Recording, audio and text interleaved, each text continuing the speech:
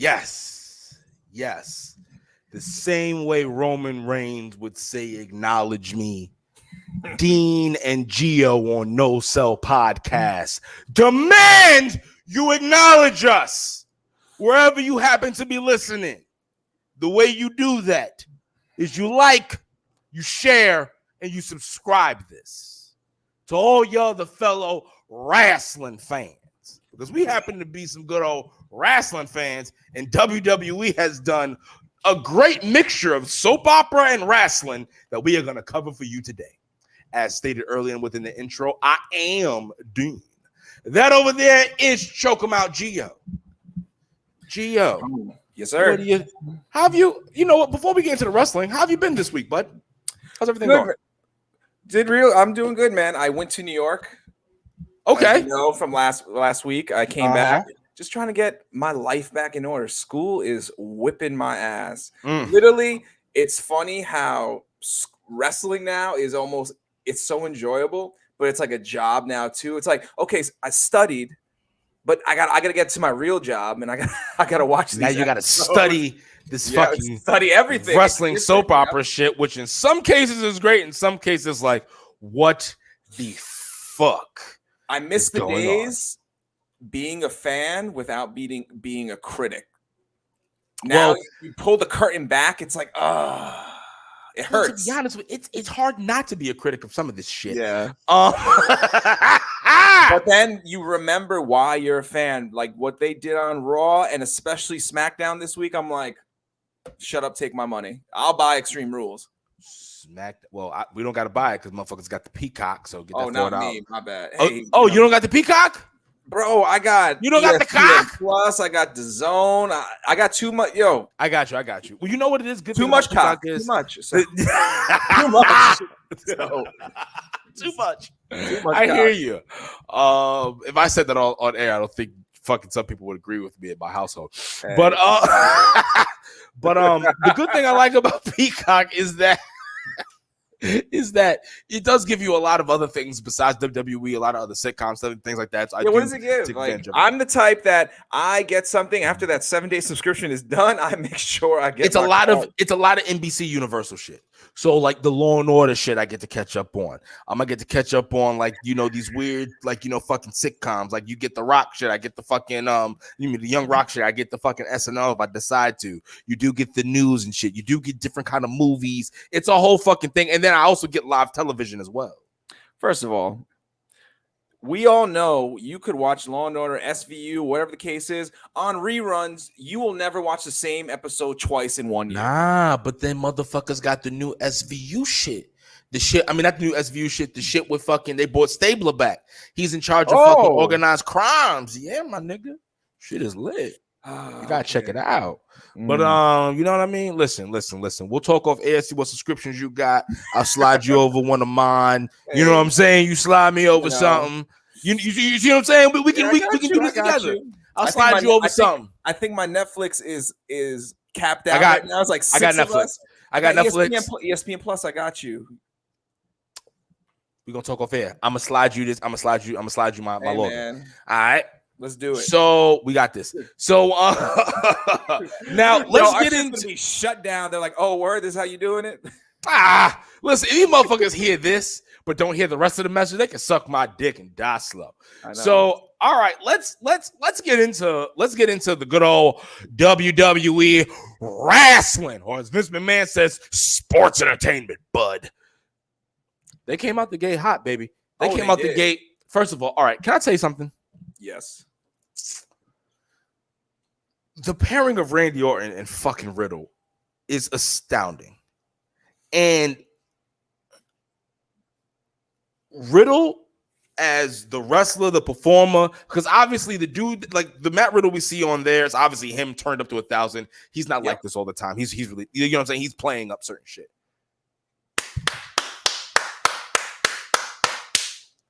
Dude is a beast. Dude really knows what he's doing. Skills now. The way he just rambles, hey Randy, like, do you like cars? And then the crazy part is, when he does that, it's almost like you say he's being himself to 1,000. it works, and I can see Randy trying not to laugh because it's so you see him authentic.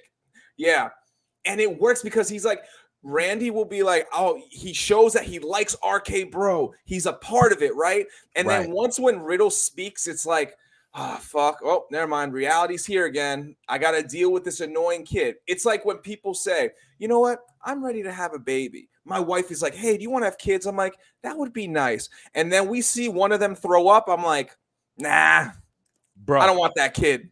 Let me tell you something. The good old Jim Cornette, he says this about Walter. He goes, Walter, you never see Walter doing things that Walter shouldn't do. Yep. And I'm going to say this about Matt Riddle. You never see Matt Riddle doing things that Matt Riddle shouldn't do. Or Riddle, excuse me. And everything Riddle does is literally to perfection because it's great that he has an MMA background that legitimately he could fuck up most people. Like real rap. Even Randy Orton in a legit fight, Randy's getting his ass kicked. Mm-hmm. But it's the fact that he's so chill and low key, that's real life. Like I don't proclaim myself to be a fighter. I just happen to be able to decently handle myself in certain situations. Yeah, you know what I'm saying? Every man should be able to know their limitations, and that's why I'm a firm believer in the Second Amendment, because if that don't work, I got something to equalize it. But everyone who's in that community or understands fighting, they know dudes who were just super chill, super like relaxed. Like these are the people that you would have no idea. Like I got a buddy named my big brother, my fraternity, Gary. G is one of the chillest people ever. Like he'll talk shit with you, whatever. But you would have no idea that this like 5'8", like I don't know, now he's getting a little bit of weight, so he's like probably back to 220, 220, like 220 range.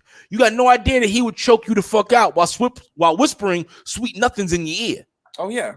You see what I'm saying? But there's so many people. My co-host is one of them. He's all happy and jolly. If you follow his Instagram, you're like, oh, he seems such like a nice guy. Yeah, he'll kill you. He'll kill you with his bare hands and then say he should have fucking trained. That's literally what he'll say.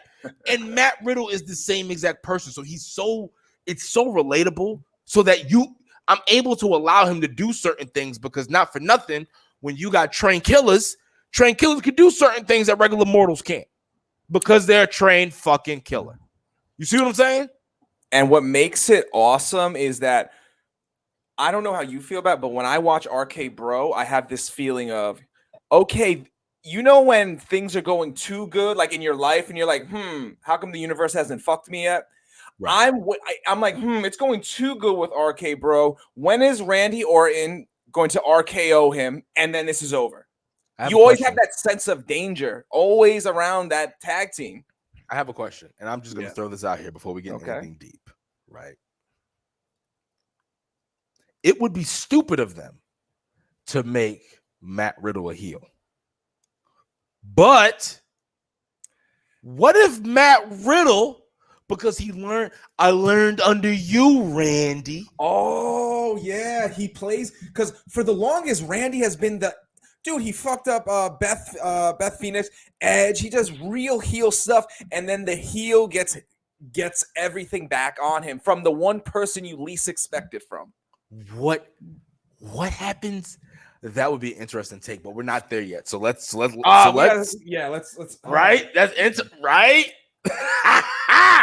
So you got Randy and them out there, and then MVP and the human god known as Bobby Lashley. I know what everybody's saying is like, oh my God, Brock Lesnar came back and he ate Brock Lesnar. He is the alpha male of our species. I'll be honest with you. In the fight, I'm putting my money on Bobby. If it got down to it, I put my money on Bobby. I know Brock Lesnar is a dangerous guy, but so was fucking Bobby Lashley. Here's something that people forget. Brock Lesnar's good in the fighting game. That's cool. Bobby Lashley, special forces, he's trained to kill. You said it last time. I still have not seen one scratch of evidence of him being special forces. I know he was in the military. Oh, yeah, you're right. Okay, excuse me. So, all right, we'll take out special forces part. Still military trained. Yeah. He still knows the theory and has been trained to kill people. So if I'm going to put it all out there, I understand that he did the Bellator. He didn't do the typical UFC. I get that. And I get that, he may not be as big of a star as Brock. But I'm talking about Amano. That's a dangerous man who could be more dangerous than Brock. That's what I'm trying to state. So I agree. So we have MVP and the God walking in form of Bobby Lashley. That's what I'm going to say. I get you motherfuckers want to love your Aryan hero, Brock Lesnar. But my black ass and my partner Spanish ass, we're going to fucking represent out here. So we're going to fuck with the black God as Bobby and his black and potentially half Latino with some regard fucking manager, goddamn MVP. They come out here rightfully so, interrupt them. You know what I'm saying? Now, you know, eventually we at Extreme Rules, we're gonna end up getting Bobby and Randy. Yeah, but before all that, we have to remember our new Lord and Savior came out first, Damian Priest, and gave that open challenge for the United States Champion. Dude, that Raw had so much good shit.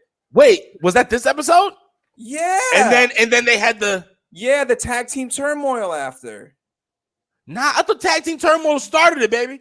No, I'm pretty sure tag team turmoil started this bad boy out. No, opening segment was Damian Priest. I swear for Jesus, when my black ass turned on this screen and watched the Hulu machine, I swear for Jesus, the Hulu machine started out with RK Bro. Dude. And even if you go on the PW Torch and shit like that, because remember, fucking you may be thinking about last week. What the fuck? Yo, my shit's all messed up. I typed in Bleacher Report, and Bleacher Report just definitely did me dirty. Nah, bro. You gotta hold on. Yep, Look in your I am all messed up. You see what I'm saying? Yep, I am. I clicked on Bleacher Report. I clicked on the September 7th episode. That shit took me to August 30th. Yeah, son. Nah. Yeah, and it's September 6th episode. Yep. It's bro. So all right, boom. So, never mind. We back now on. We We're here. good. I had the wrong. Fuck. I was like, wait. This seems. I'm like, this is like deja vu for a sec. That's what I'm trying to say. Like, yeah, when you were saying that, I was like, no, you know why it threw me off? Because remember, MVP came out speaking Spanish and all that. Yes. He said, as we say in Miami, Gate la boca. Wait, did he say that? Gate la boca? Is that what he said? He said, as the Miami people said, Gate la boca, estúpido. Basically, shut your mouth up, stupid. Yeah, I fucking I love the fact that he speaks Spanish. Yep. Or he does it. You don't know his ethnicity. We're just like, hey. No, I did. You know he's black, but he always did like black and Spanish, or even like a dark-skinned Dominican or Puerto Rican. Either way, it doesn't matter to me. Or dark-skinned Cuban. To me, he's fucking chocolate. Yeah. So you come out, the New Day and the Viking Raiders have a great fucking match. Let me tell you something right now. I need WWE to get serious with the Viking Raiders. And what I mean by that is, well, explain the tag team turmoil, what they're doing for it. Okay, so you have the tag team turmoil. Now, whoever wins the tag team turmoil match is going to have a match, a championship match against RK Bro, right? Yep. So now you got the New Day in there. You also have the Viking Raiders. You have Jinder Mahal and Veer. You have Lucha House Party. You also have Mason T-Bar. That's another group that they're fucking up. And you also have Mustafa Ali and Mansoor. Those are people in there. And then also too, you have Styles and Omos as well as MVP and Bobby Lashley ended up getting pulled in there late into the game. Let me tell you this.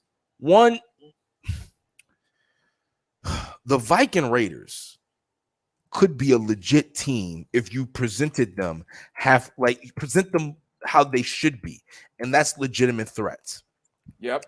You have Ivar and what's the other one's name? I don't know. It's Whatever. funny. I just know that. But to be honest with you, the other one is the one that I like the most. The big one.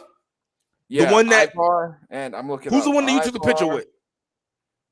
And either way, Eric and Ivar. Eric and Ivar. And Eric. Yeah. Wait. No, Ivar's the one that we like. Ivar's the big dude. Eric is the smaller one. Now listen, they're both dope in their own way. But Ivar's that nigga. Like, no, like Ivar's that motherfucker. Like this is a team that you could. First of all, here's the issue: WWE does not take their tag team division seriously. If you took the tag team division the way you should, these motherfuckers would be on the level as your fucking main guys. Like, I don't understand why you don't have these guys as main event guys. The tag team division is actually dope if you let them go. Let me tell you something. Besides the Viking Raiders, you know who I ended up liking in this match? Who? Even though I hate, last week I talked about not liking the fucking the goddamn 1980s tribal shit. Yeah. Veer. Yeah, they're good. Veer is no, not they're good. Veer's got something. Veer's got that it. Yeah. No, not the big one. The big one sucks.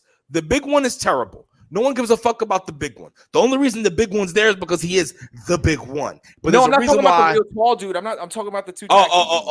Yes. I'm about to say because the other big dude, he sucks. No. I'm talking about the okay. The one who's got the face paint. Yes, him. He's the big one. Yes, out of him. Well, no. Well, the real big one is the one on the outside. You know. He's tall, but he's slim thick. He don't count. Yeah, he sucks. He got Dominic Mysterio arms. I don't fuck with him. Veer is that guy. And if Vince McMahon follows his own philosophy, it's smart to keep Veer with Jinder, but you have to, if they're not in the back, if somebody's not in the back, like, we got to make sure we get that guy on the track. Veer's got it. Because let me tell you something. Raw was on, but I didn't watch every match equally. But when I saw, for some reason, I was like, this nigga Veer looks kind of interesting. And then I'm watching him. I'm like, Veer is nasty and mean. Oh, yeah. Veer's got something. You got it. You're going to have to put some stock in Veer. That's all I'm trying to state. The thing is with it, too, was that they didn't show enough of them moving. And I feel like something like a tag team turmoil showed a lot of these tag team skills. Like we were talking about, like WWE doesn't appreciate tag teams. The tag team turmoil showed off raw skill. What are the other dudes that they're pretty good? They got a weird like Milli Vanilli fucking vibe. They the white bald dude and then the black dude that looks like he's from Milli Vanilli. I forget what they're called. They could move too. They all did well, but the star out of that whole tag team is why they've been on top the whole time. The New Day. New Day, it's just like, it's seamless what they could do. It doesn't matter how big their opponent is. They move so well, and they have literally solidified themselves as one of the top tag teams in that company. No, they are the top tag team. Whoa. There's a lot. Like all these tag teams. I'm talking about currently. Of course, yeah, but I'm saying currently they're the top themselves. Oh no, they all time they're up there. They're legitimately up there. Those guys are dangerous. And the amount of money that they draw. Like, think about it. They have a Netflix thing coming out with The Undertaker for an interactive movie. Yeah. Me too. Like, the New Day is money. That's why those guys, I guarantee you, when the cuts were happening, they were like, "Oh, we feel bad for people, but we're not worried." Yeah. There's too much money. There's way too much money in the New Day. Mm-hmm. And I love the way that Big E isn't a part of the New Day, but he still is a part of the New Day because the way the New Day is. I love it. It's smart. Keep it going, boys. But all right, so we're going to get into it. So effectively what ends up happening is that the fucking New Day literally are starting to beat the shit out of everybody. They beat the Viking Raiders. They beat Jinder Mahal and Veer. They beat Lucha House Party. Then they end up beating T-Bar and Mace, which are another two guys. I don't understand why WWE has done what they've done with those guys. Those are two guys who could be something if you did something behind them. First of all, the D-Jock, the guy who faced Luke Harper at one of those big ass matches, the Clash or something, whatever. That dude's got it. T-Bar, they got something, but you don't got to have these guys as this weird extra terror team. But they lost to the New Day. They ended up beating up the New Day, and they beat up Mustafa Ali and Mansoor. Mustafa Ali and Mansoor, I like them as a tag team as well, but then we get an hour or two. Now you got Drew McIntyre versus fucking Sheamus. I'll be honest with you. Speed search. I've seen it too many times, bro. And you have to, if you want to keep Drew McIntyre relevant, you have to continue having him. He doesn't have to be in the main event picture to still be a main event guy and to feel like a main event guy. Yeah. Him, like, you got this whole thing with Sheamus and Damian still. Have Drew McIntyre have a beef with someone else.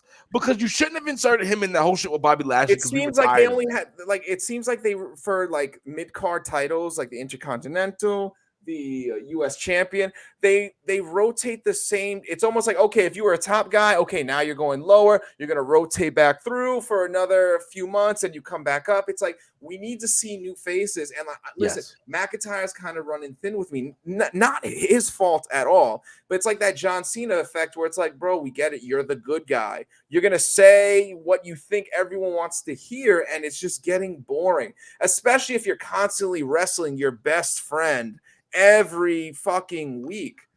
And in times they're ruining Sheamus. We were talking about, like, they need to give him that push. In times like this, it makes me realize what James E was talking about, in the sense of you have to keep kayfabe to some form of believability, in the sense of when I watch Drew McIntyre and Sheamus, I know that these two blokes are really good friends. For the fact of the matter that WWE, your own produced documentary, shows how much Sheamus and Drew McIntyre really are friends. You know what I'm saying? Sheamus was there. Make sure you congratulate him after his match. Like, yo, good shit, whatever. So I know that these two really don't have beef. Like, I get what you're saying with blurring lines, but don't insult my intelligence blatantly. You could have waited a few months to have this kind of problem. You didn't even have to, because here's what you could do. You knowing that they're really good friends. Sure. They could have played an angle like, you know what, listen, with that, we're brothers, but guess what? We want to chase that title. We got to go through each other. It's almost like an MMA. If like two guys on the same team, it's like, listen, we go into the best spot. It is what it is. I love you after the match type of shit. You know what I mean? And then then you can make the angle if, say, McIntyre, then Sheamus gets up. Sheamus is a good heel, but then McIntyre, after, say, he loses, he turns into a heel and does some shady shit after. Like, I don't think you need to. Maybe if Drew McIntyre's heel would be interesting. It wouldn't be, because he's been such a baby. You wouldn't expect it, and it would be very true. I do prefer Drew. I prefer my Drew McIntyre a heel. But now we speed searched it though. So now, you know, Damien Priest says his shit, whatever speed search. So now you end up getting on the Rhea Ripley and the fucking Nikki ASH. They're talking about their super brutality. That's all nice. I'm waiting for her to change her outfit, because I think, like we said, Rhea's gonna change her into, you know, make her outfit darker. I hope she does a little. But Nikki and Rhea, they won. They won the match. About 10 minutes. Speed search it. So then you had Morrison, and then you had Karrion Kross. I speed searched this personally because I hate what they're doing with Karrion Kross, and I hate what they're doing with John Morrison in preparation for his beef with The Miz. It just bothered me. Yeah, it's trash. Hold on, Rhea Ripley. It sucked. Yeah, and then hour 3, you had another like, okay, I watched it, but to be honest with you, this match didn't live up to what I thought it was. But first, I know we're going, but can we talk about something about tag teams real quick? Sure. How are you going to have the women's tag team champions lose on air like that and just look like fucking scrubs? Do you see what I'm saying? It's like, you're the tag team champions, but you're having them lose every other week and your title's not on the line.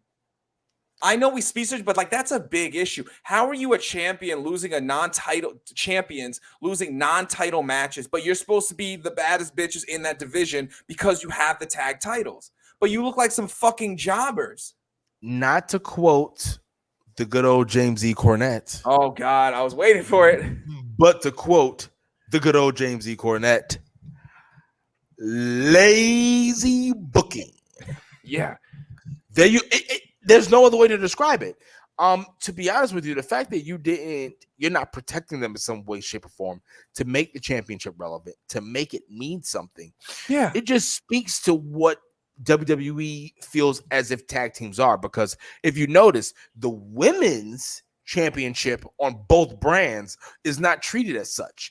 Neither is the men's championship on both brands. But what is treated as a joke on both brands happens to be their tag team division, no matter if it's for the men or if it's for the women. So honestly, not for nothing, we should clap it up. Kudos WWE, practicing true and honest equality. They don't give a fuck about tag team division if you're men or if you're women.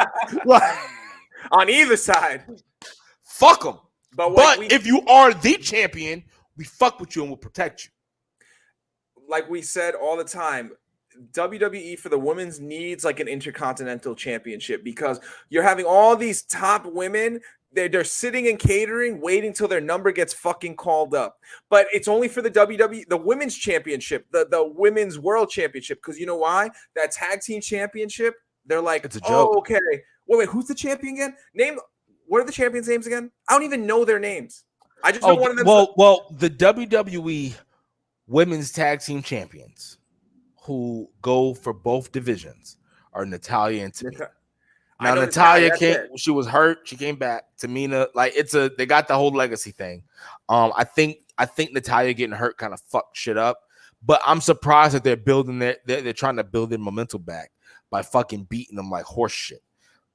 It's ridiculous. And like I said, it is what it is. I speed searched this whole John Morrison Karrion Kross shit. I hate Karrion Kross's outfit. I hate what they're doing to fucking Morrison, and he keeps trying to drip shit. Karrion Kross can talk. They had that whole thing in the beginning, like that little interview. Karrion Kross was funny. He showed like his craziness, like, yeah, thank you for having me, but I want to end you. And he looks at him like, oh shit, we knew that on NXT, but like it's carrying over. But the in-ring outfit looking like BDM he's character. Fucking. The whole thing is weird to me. I'm just mad that they're not doing it right by John Morrison. Now you get into Charlotte and Nia Jax. Nia was Nia Jax. Excuse me. It didn't live up to what I thought it was going to be. They looked like they were more in sync. They're like, hey, let's not. They looked like they were more in cahoots this time. They almost tried to fake a shoot. Which that's why I said I gotta speed search this shit because you didn't give me what I wanted. I thought we were gonna get like obviously a little more cooperation, but then maybe somebody would have been like, "Bitch, that was for last week." But I didn't get none of that. I got fake. Speed search these hoes. Yeah, but Charlotte, she went off script. I'm like, oh shit, is Vince gonna be okay with that when she started doing this? You're a pussy and started pointing to her vagina and shit like that. I was like, it was. Yeah, but I like what Shayna Baszler did.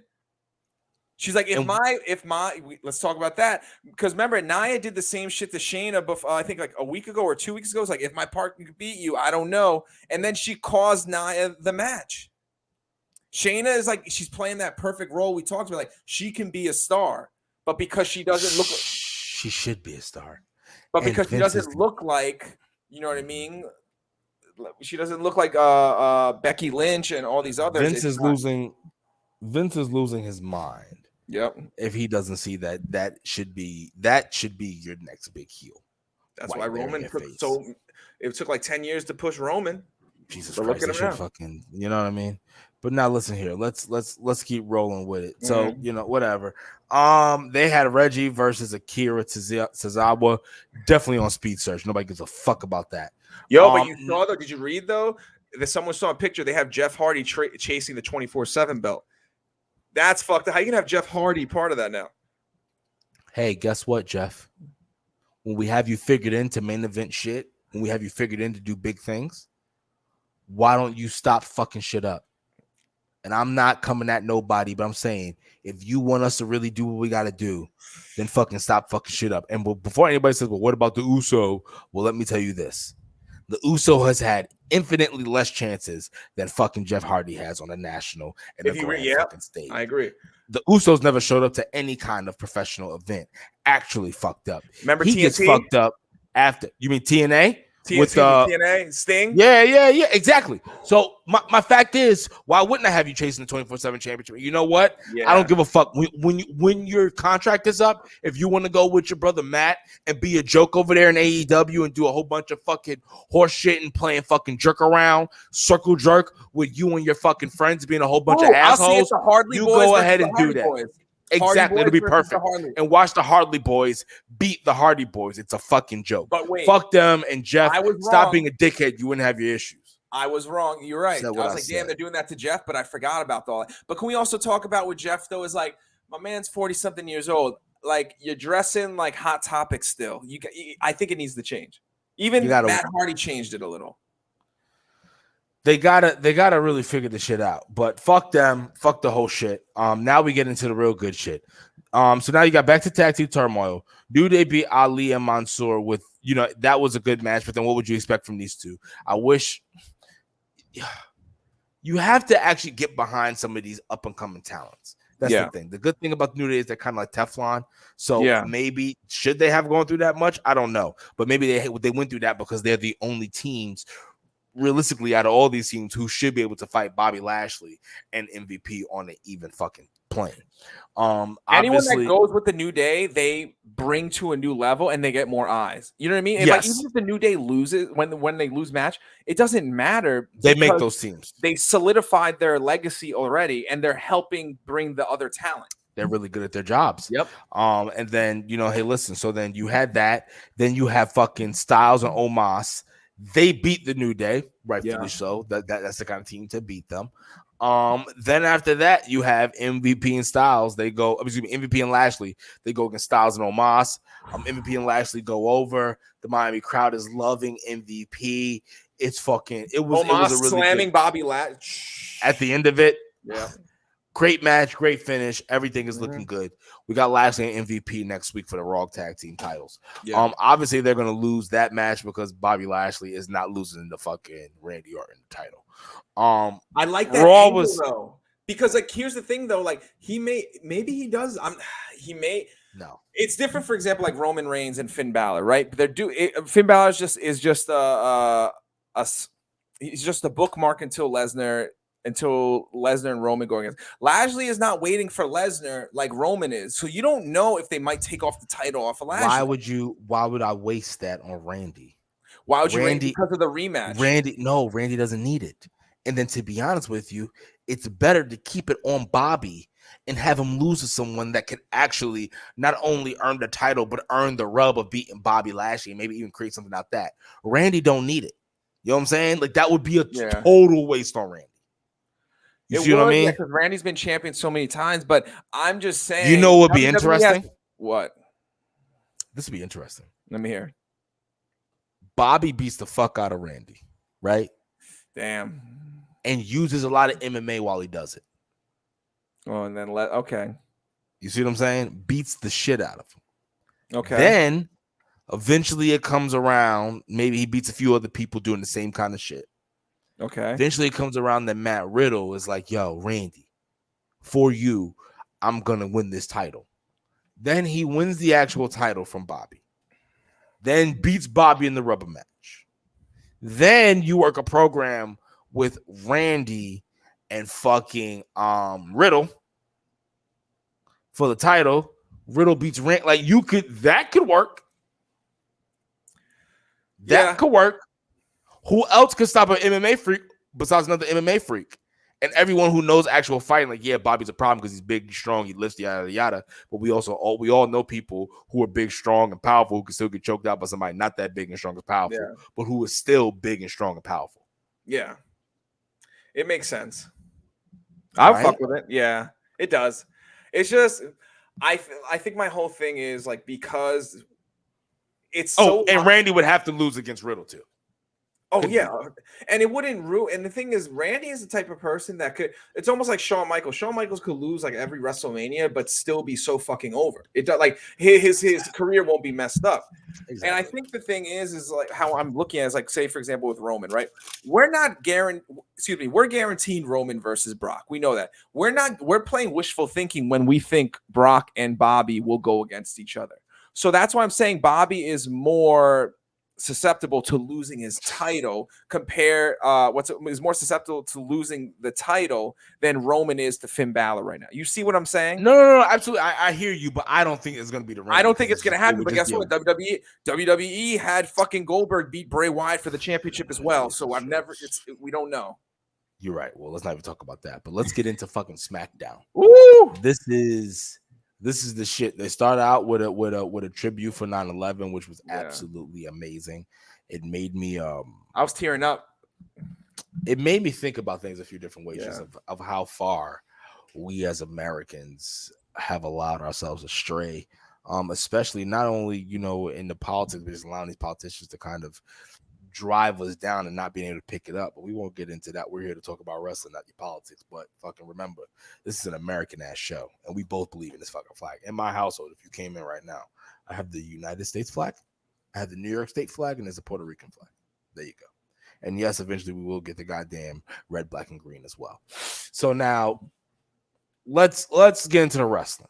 Now, once I said, great opening package with that. Everyone's chanting the USA. Then you have Roman Reigns come out. And I knew something was up with this because Roman was playing real babyface shit. And guess what? When he said, MSG, acknowledge me. Yep. What did they do? I was waiting for it. He came out, WWE runs this city. And wasn't lying. Paul, who runs WWE? You, my tribal chief. No. Wise man. Wise man, yep. You do, my tribal chief. New York's Madison Square Garden. Acknowledge. You heard the boobs. Like, it was too good to be true. And then, dun, dun, dun, dun, dun, dun. And Lesnar came out like looking like fucking Trader Joe Farmer himself with his man bun, looking scarier than ever. Comes in there and just they acknowledged him. He went straight to Paul Heyman, grabbed that mic, and he said, like old times and shit like that. And then you hear Paul Heyman, Brock Lesnar had me. I was like, oh shit, look at this fucking chameleon. Paul, why didn't you tell them? Why didn't you tell Roman Reigns I was going to be at SummerSlam? Ooh. Yo, when I was like this. I was like this with my tea. I was like, can I be honest with you? I'm going to be completely upfront. Yep. Justin was knocked out this morning. Mm-hmm. I'm watching SmackDown this morning. I'm yelling his name because I'm like, what the fuck? Like, why is this soap opera happening? And why am I so invested? Yeah. Like, this Brock's the mercenary. You don't know, like you told me, you don't know when you're going to see him. So when you hear him, you listen. When he speaks, you listen because you don't know. It's like, it's such a surprise. You don't know if he's really going to know. And then it's amazing how fast that Paul Heyman was even to just chameleon back into that and just said, ladies and gentlemen, for 20-something years, I have been the advocate for the rated, defended, yada, yada, yada. It was amazing. That segment was amazing. I expected nothing less from WWE. And he went over with the fans real quick. It didn't matter if he was a fucking snake or not. He just went over it because they like seeing Brock and Heyman together. But then Brock, he switched the script on him real fast. And that was like I said, the whole thing was great. Yep. After this, then you have he was about to F5 him, remember, and all that shit. Oh yeah. You had the whole destruction. And then Brock Lesnar ends up clearing the ring as Brock Lesnar does. That fucking double clothesline. I was like, geez, that was explosive. Brock Lesnar looks crazy, and I love how he's just doubled down on. I'm the lumberjack white guy who you all fear. Fucking Paul Bunyan over here. And consciously. No, wasn't Paul Bunyan black?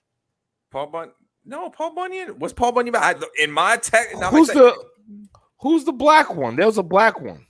I just know Paul Bunyan was the fucking giant. You know what I mean? I'm pretty sure Paul Bunyan was black, I think. Damn, I didn't know that. It's like all my life, I thought Jesus was white. I think Paul Bunyan's, but maybe he is white. Actually, looks like he's white. But there's like a character that The Rock's gonna be playing. I forget his name. He's like a Paul Bunyan black version. But but yeah. So either way, Brock Lesnar comes and does Brock Lesnar things. At the end of it, you got fucking Kayla Braxton just ambushing motherfuckers. Everyone seems crazy. Paul Heyman calls her out, so she's a Jersey girl, shit like that. Sami Zayn. Now next you got the whole Sami Zayn, Apollo Crews, Otis, Dolph Ziggler, and Robert Roode versus Nakamura, Rick Boogs, Rey Mysterio, Dominic, and Big E. To be honest with you, get Big E away from this. Get him away from it. He doesn't need to be around the comedy shit. I thought he was supposed to be on his own because he was going to get a big title push, and he just seems like he's doing New Day shit without the New Day. Which is not what I wanted. But something I did like in that match is that subconsciously he's doing things for you to take him as a serious threat. Otis came bank with Paul Heyman and shit like ha ha ha. That, ha. Like, yeah. No, to me that is a little bit more comedic and it's like it's a little like it's like okay, but I would expect it of you, so I give him that. But that's him. It's not not as bad which I'm cool with. But like in the match, he did something that made me like, oh, okay, he's supposed to be the star of this group. Otis came over. And Otis was lambasted over there, talking shit to somebody. Big E comes into the ring and is like, fuck going on. And I was like, okay. Because that's something the big bad single star would do. So it's like subconsciously he's doing some things that he needs to be doing. You just got to get him away from this dreck. Get him into a meaningful program that will keep our eyes on that program and subconsciously make us forget about the Money in the Bank briefcase. And then, but I guess you'll do that closer to when you need him to cash in. Yeah, but he needs to get away from these triple tag teams. That's what I'm saying. Yeah, get away from the dreck. At first, can we say something else too? Yeah. It sucks right now because the Bloodline has the championships, but Otis and Chad Gable need the tag team championships, or they're getting lost in the sauce, bro. It's fucking terrible. Or you got to give Chad Gable a championship, but basically make it that the only reason he keeps winning the matches is kind of because of Otis. But you gotta you have to put something because those guys are something. Otis, or you make Otis a guy because Otis looks like a problem. He demands respect. Like when he's in the ring, I was excited. I wanted to see Boogs and fucking Otis do some collegiate. They didn't do it. I was looking, oh shit, because they're both collegiate wrestlers. That Yeah. I wanted more wrestling, but and they didn't. It was just Otis smashing and passing his opponents. You know what I mean? But it was cool. They got to make Otis. They got to make Otis a player. But regardless, Big E, Boogs, Nakamura, Ray, and Dominic, they won in about 10 minutes. So now. Big E then did the interview afterwards. It was good. Whatever. Now we get into some shit.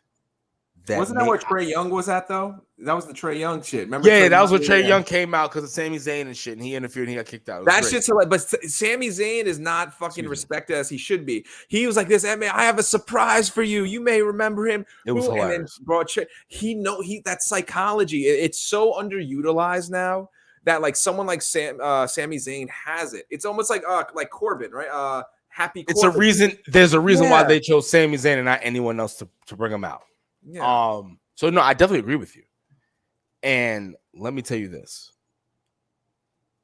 if WWE isn't watching, and they didn't know that, okay, Becky Lynch, you got something with Becky. But if you don't see after in Madison Square Garden the way that Bianca Belair commanded those 14,000 people, you've lost your fucking mind. They loved and they ate everything Bianca Belair gave them on a silver fucking platter, as they should have. Sign it, and then boom, sign it. Everything about Bianca Belair is fucking amazing. Yo, not for nothing, Montez. Yeah. Good for you, bud. You get your roses for pulling that. Congratulations. Yes. Exactly. Because she could have anybody, but she chose you. She chose you. Dude, she's the queen lioness. She decided who she was smacking up. Yeah, absolutely. But Becky I told you I like Becky as a heel. I'm starting to understand why they went slow-mo with it, but I still don't agree with it. I think you should have waited a little bit and did something down the line. You can capitalize on you possibly getting money with her as the baby face, but to call a spade, it's looking hilarious, especially her wearing her husband's fucking minks. Because he wore those minks. Yep. That's what makes it so, because he's a heel. It's hilarious. And this big old sunglass, because she's not a big woman, so these fucking sunglasses. She wore his outfit. Yeah. She wore his shit. She was just like, oh, she went in the closet. She went like, hey, Seth. Oh, excuse me. Colby, can I use this? How about the thing is, I agree with you, though. I think it would have not down the line as much as you would have liked, but I'm saying down the line, give it at least one more week of like us questioning it. Wait, is she really being a heel? Like making you think, right? Because it went from just like she went face to face at SummerSlam, took the title. The next week, she's like, "You guys wanted me back, nah," and walks out. One more week of that to solidify. Oh, she's a heel would have been perfect. She should have came back as a babyface. She should have came back as a babyface, been a babyface for a little bit, and then out of nowhere, just say, "You know what? You people suck," or whatever the fuck it is. Yeah. Then she should have did it, but she's not. I don't agree with what they did, but now that they're heroes, like obviously I got to go with it, and it's not too bad. What happens with Sasha Banks now? Then what's happening with her? Did she get injured? Is it COVID? What the fuck happened? I don't know what's going on. I tried looking, but she's posted on social media and shit, doing splits. I'm like, I don't know. Maybe she decided to get the vaccine because she has to. I don't know. I don't know. And don't even get me started on these fucking vaccine, man. Like the whole shit is bullshit. You know. All right. So you got the jab. You feeling good? Yeah, I'm fine now. It's whatever. I got to get my second shot. And first of all, before we go, we're not anti-vax. We're not like do what the fuck you want. We don't care. That's the thing, and that's what it ties into Sasha Banks. If she believes certain things, who gives a fuck? It's on her own. It's on her own time. If she doesn't want, like, let her live her life. Let whatever's gonna happen happen. Like I don't care. Like exactly. You know, I got people come over my house who are unvaccinated. You think I give a shit? Yeah, no one gives a fuck. We hang out, we eat, we laugh, we joke, and then we leave like it was pre-COVID times because I like some kind of fucking normalcy. Oh, yeah. And WWE really caring. You see that fucking whole audience, MSG, none of those motherfuckers have their mask on. Who cares? Well, but then they have to show proof of vaccine. We're not going to get into the science of this fucking nonsense. Bro. Because a lot of it's bullshit. I know a guy. Right. I know a guy too. Everybody knows a guy. Yeah. But yo, let me tell you this. Go. Seth Rollins and Edge. I don't know if it was the commercial breaks that did it, but them going that long on SmackDown was warranted. Great match, great ending of showing that Edge could possibly be paralyzed. And Seth Rollins like, I don't know. How do you feel what I did? I wish he would have played it up a little bit more psycho because what I got from this match, right? He seemed shell. He kept saying, I don't know. I liked it. It was like, I wish he would have played it up more as like a serial killer getting his first kill. I wish he would have been a little bit more like, I did it. Yeah, but he already had that kind of shit with Rey Mysterio when his fucking eyeball came out. You know what I mean? And he was throwing up. So don't start with me on the fucking eyeball shit. Yo, look, this is what it looked like. Oh, but guess who's using both of his eyeballs currently? Rey fucking Mysterio. Oh, he had a full recovery. Yeah, they surgically put that fucking shit back in. Idiots. But the Seth and Edge match, that shit felt like it could have been a WrestleMania match. It felt like SummerSlam 2.0. It was better than I think SummerSlam, in my opinion. Definitely better. Yeah. Definitely. Yeah, the story was definitely better. But then I guess you have to have the SummerSlam match to have this match the way they're telling their story. So no disrespect. I'm not even mad. But when's the last time you saw a match of that caliber on SmackDown or Raw? It's been a little bit. SmackDown and Raw are just precursors for the pay-per-view now, which are real where the actual matches happen. But speaking of shit, so obviously show Edge going loaded into the ambulance, and then what we get was you get this great segment. Eventually, it culminates to Roman Reigns asking Paul Heyman, "Why didn't you tell me Brock was going to be at SummerSlam?" Yep. And then you got fucking Paul Heyman like, "Oh, I don't know, my tribal chief." Now, here's the thing. Are they playing Brock still? Because they know the camera's obviously there. Is Paul Heyman really with Brock? I don't know. This is a hilarious soap opera that I'm really too much invested in. And then what do we get next? You get the Usos going against the Street Profits in the main event. That was a great match. Oh, my God. Great match. I just wish that fucking Dawkins would lift. So I wish he had more muscle definition, or I wish that they actually, since he doesn't, I wish they would speak about more of his amateur wrestling background. Like he's also another one of those guys that you fuck around in there with, and he'll fucking have you hemmed up.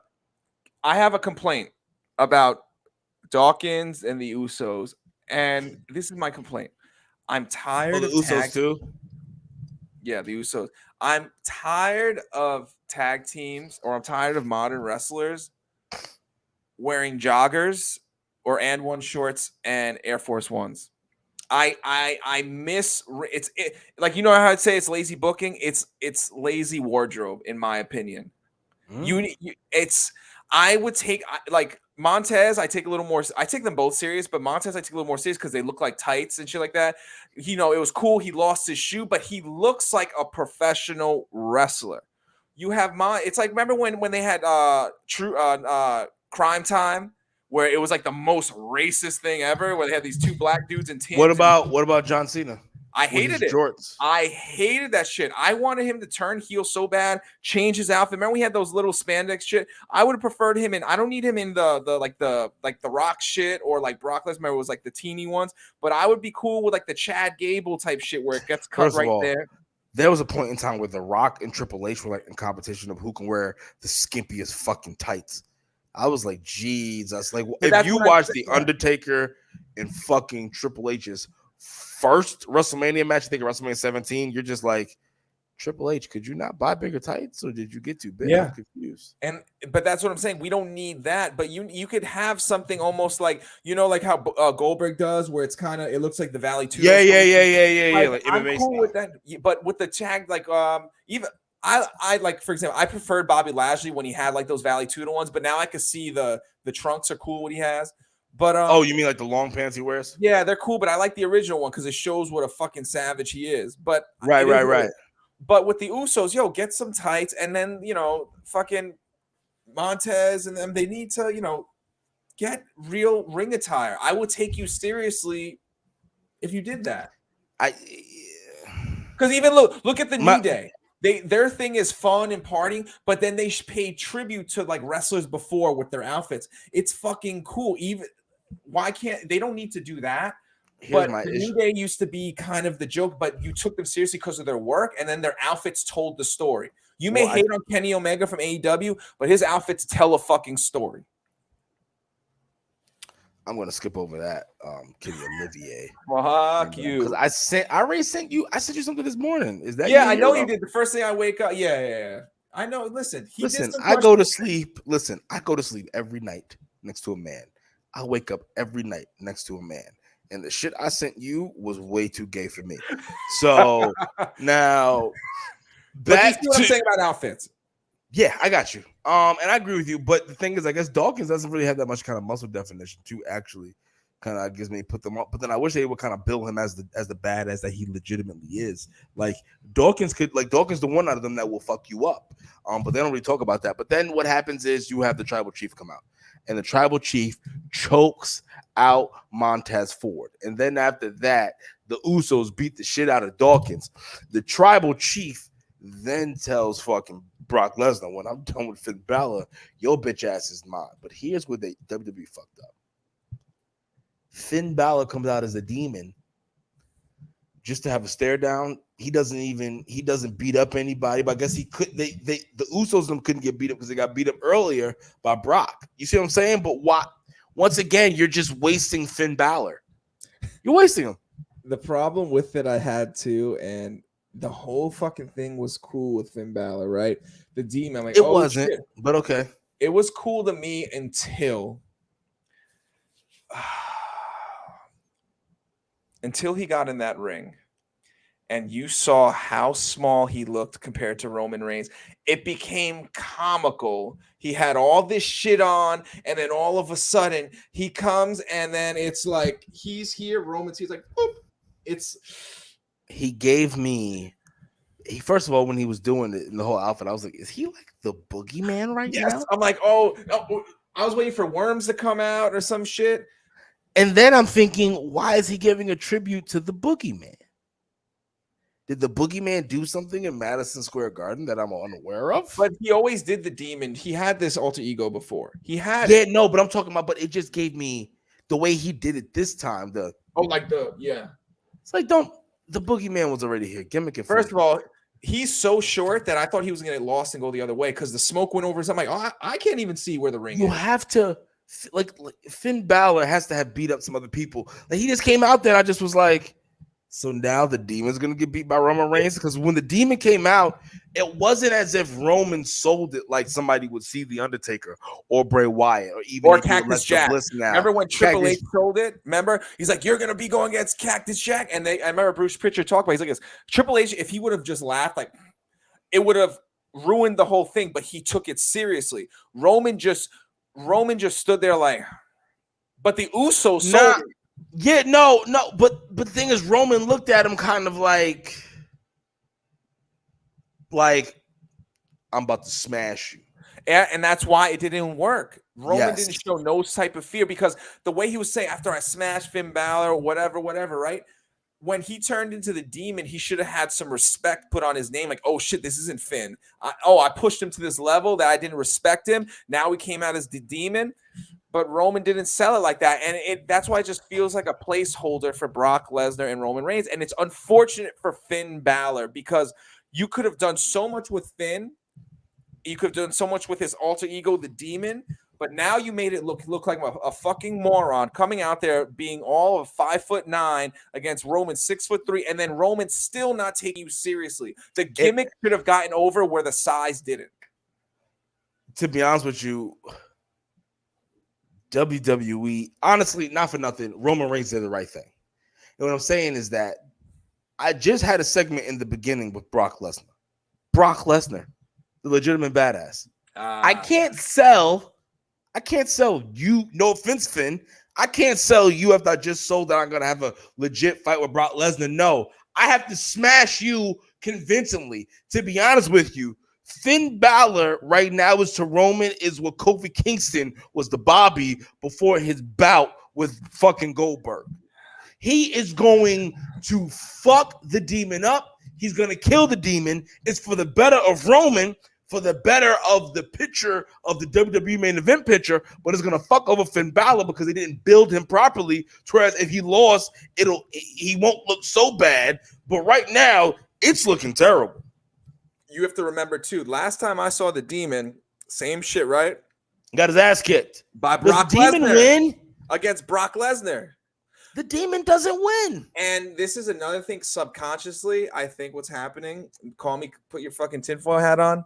I think this is Vince's way of crushing the indie scene or anything else. Finn Balor is that last dude who is from New Japan, made his way, and is on the main roster, and he's just gonna smash. And remember how they did Sting at WrestleMania with Triple H and all them? Like, oh, this is WCW, this is your king, and they fucking made him. I don't know if it's that or if it's more. That's why I said just put your like tinfoil cap on because true, you know, or it's just like you like WW like Vince doesn't know what to do with.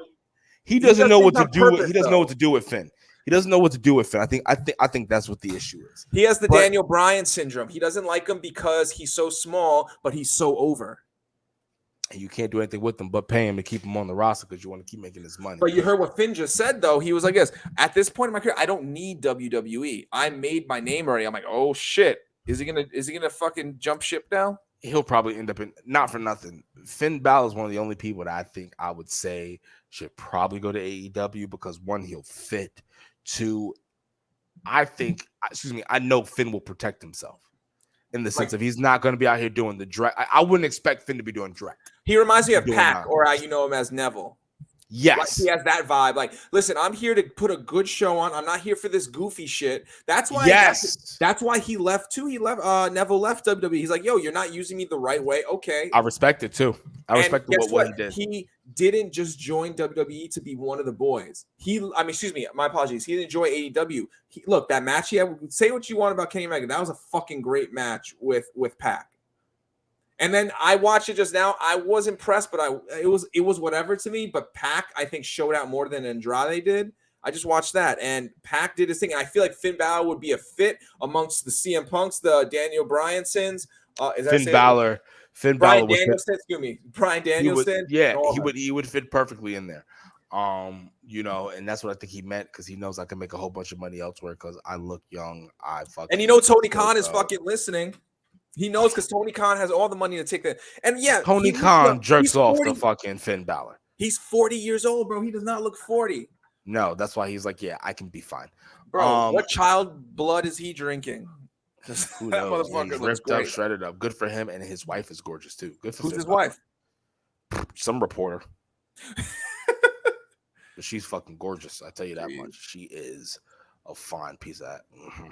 When I look at Finn Balor, I'm like, I'm not gay, but I didn't say I'm not that gay. Yeah, he's a beautiful man.